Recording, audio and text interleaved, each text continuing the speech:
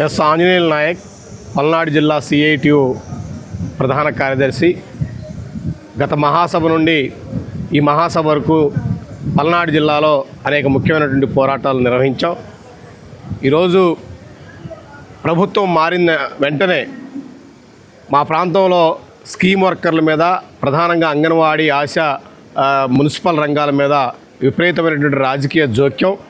ఈ రాజకీయ జోక్యం వల్ల అనేక మంది అంగన్వాడీలని, ఆశాలని, మున్సిపల్ వర్కర్లని తొలగించడానికి పెద్ద ఎత్తున ప్రయత్నం చేశారు. ఈ ప్రయత్నాన్ని మేము పోరాట రూపంలో ఆపుకోగలిగాం.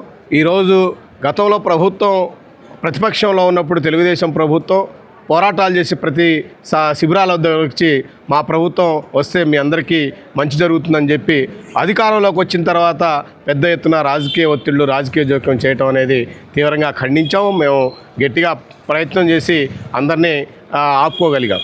అదేవిధంగా నర్సాపేట మున్సిపాలిటీ ప్రధానంగా ఆ మున్సిపల్ వర్కర్లకు సంబంధించి బదిలీ వర్కర్లు అనే పేరుతో 3,000 నుంచి 6,000 వరకు వేతనం ఇస్తూ ఉన్నారు. నెల మొత్తం పని చేయించుకొని 6,000, 5,000, 4,000 వేతనం ఇస్తూ ఉన్నారు. అందుకని వాళ్లకు కూడా ఖచ్చితంగా సమాన వేతనం ఇవ్వాలని చెప్పేసి పెద్ద ఎత్తున పోరాటం నిర్వహించి 62 రోజుల పాటు రిలే నిరాహార దీక్షలు చేసి వాళ్ళకు ఈ రోజున 16,000 రూపాయలు వేతనాలు ఇప్పించడం జరుగుతూ ఉంది. అదేవిధంగా దాచేపల్లి ప్రాంతంలో వీధి విక్రేతలు ఎవరైతే ఉన్నారో రోడ్డు వెడల్పు చేస్తున్నాం అనే దాంతో దాదాపు సుమారు 100 మంది వీధి విక్రేతలని అక్కడి నుంచి ఖాళీ చేయించారు.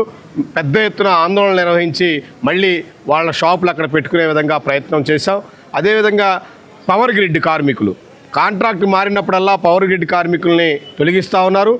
ఆ మాచర్ల ప్రాంతంలో పవర్ గ్రిడ్ కార్మికుల్లో ఈ మధ్యకాలంలో కాంట్రాక్ట్ మారాడని చెప్పేసి 18 మందిని కార్మికుల్ని తొలగించడానికి ప్రయత్నం చేస్తే పెద్ద ఎత్తున ఆందోళన నిర్వహించి ఆ కార్మికులందరినీ వాళ్ళ యొక్క ఉద్యోగాలు ఉండేటట్టుగా ప్రయత్నం చేయటం అనేది జరిగింది.